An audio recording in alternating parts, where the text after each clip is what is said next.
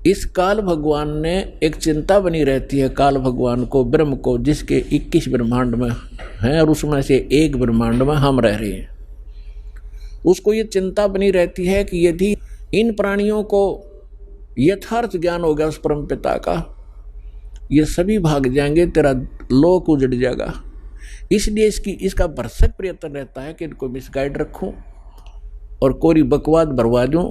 साधना करने की इच्छा हो तो गलत करें, शास्त्र विरुद्ध करें, और नहीं फिर जैसे ऋषि महर्षि घर से निकले साधक निकलते हैं, जो साधना वो कर रहे होते हैं उनसे कुछ होना जाना तो उनसे होता नहीं। 1-2 वर्ष के बाद फिर उनमें कोई ऐब जरूर होता है, कोई सुल्फा पीने लग जाता है, कोई भांग पी कर टाइम पास करता है तो कुबद में लग जाते हैं, कोई सिद्धियां प्राप्त कर लेते हैं, फिर एक दूसरे पर प्रभुता फैलाकर जनता में वो प्रशंसा के पात्र बनकर अपना जीवन नाश कर जाते हैं। तो पुण्यात्माओं, इस तत्व ज्ञान से पता चलेगा कौन कितने पानी में और कौन सी साधना सही कौन सी गलत। जैसे जब ब्रह्मा जी कमल के फूल पर विराजमान थे और उस समय वो कहते हैं कि मुझे नहीं मालूम मैं कहां से उत्पन्न हो गया, इस कमल के फूल पर मैं कहां से आ गया और कौन मेरा जनक है।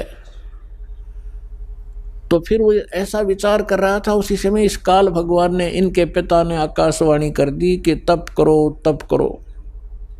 ब्रह्मा जी कहते हैं मुझे आकाशवाणी सुनाई दी कि तप करो, मैंने 1000 वर्ष तक तप किया।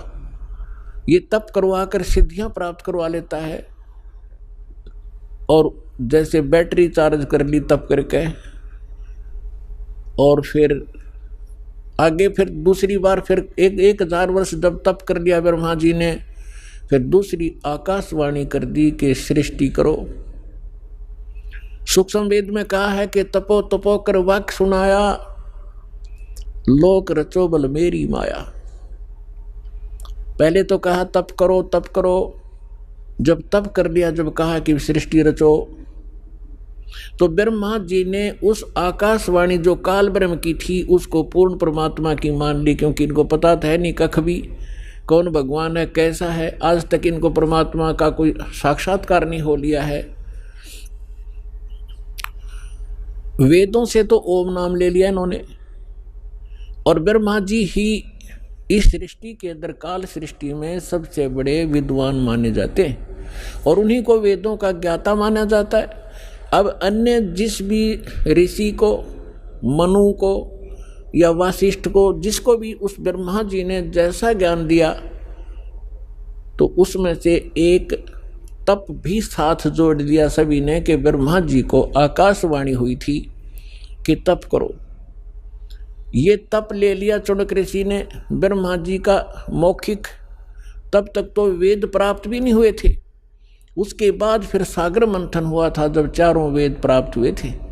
वैसे कंप्लीट जो वेद थे ये 5 थे। इस काल भगवान को 5 परमात्मा ने वहाँ से फैक्स कर दिए थे इसके अंतःकरण में, फिर इसके श्वासों के द्वारा ये बाहर निकले थे सागर के ऊपर और सुसज्जित बहुत सुंदर थालियों के अंदर आए थे।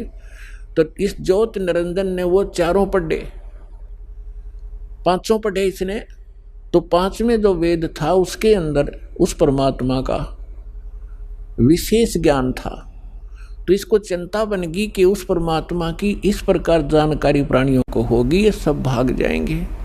उसने 5वां वेद छुपा दिया और 4 वेद अपने पुत्र ब्रह्मा को दे दिए सागर मंथन के समय, अपनी श्वासों से छोड़ दिए और 5वां गुप्त कर लिया। उसकी अक्षति पूर्ति करने के लिए स्वयं परमेश्वर को आना पड़ता है उस 5वें वेद को, तत्व ज्ञान को बताने के लिए। तो जो दास आज कंसेप्ट क्लियर करने जा रहा है कि आपको वो स्थान मिला, आपको तत्व ज्ञान मिला,